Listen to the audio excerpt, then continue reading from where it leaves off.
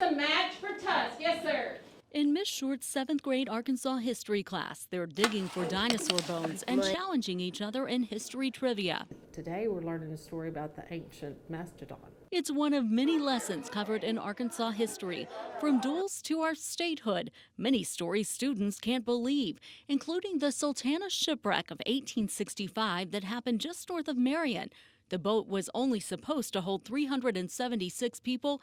It was carrying 2,300. And they've overloaded the boat because the captain had a kickback from the government to load as many passengers and get them home.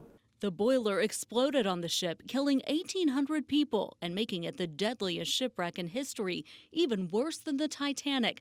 Students are in shock. It happened here in Arkansas. It's very important. It's their state. Miss Short uses interactive ways of learning so the stories will stick. So it's a lot to cover, but if you'll do a story, then they'll remember it. And they do remember.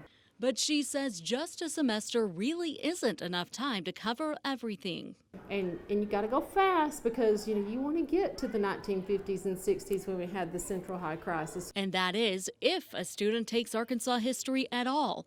For grades 7 through 12th, it's not required for students to take it. It's only required to be offered. And at the secondary level, a standalone one-semester course is offered. According to the Department of Education, Arkansas history is important and is taught as a unit in grades K through 6th. It's important that our students know where we come from. Though that still leaves some students at a secondary level not being taught Arkansas history, something the Department of Heritage is hoping to help with. So we encourage it, and we do a lot of outreach and education to help kids get educated about Arkansas. From toddler to high school programs, schools come in to tour the old State House and characters bring history to life. Have hands-on activities for kids, living history actors who are very engaging.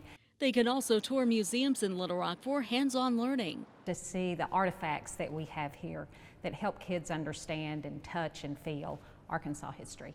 Students all over the state used to take these history field trips yearly, but the Department of Heritage reports they're becoming less common. For schools farther away, the cost of transportation makes it tough, but they're willing to help. Here at the Old State House, we offer a program that underwrites the cost of field trips.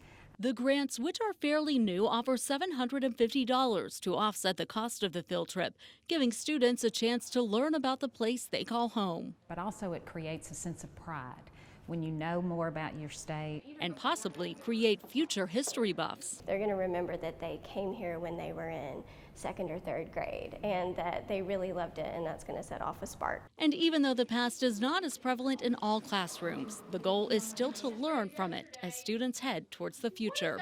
In Little Rock, I'm Mallory Brooks.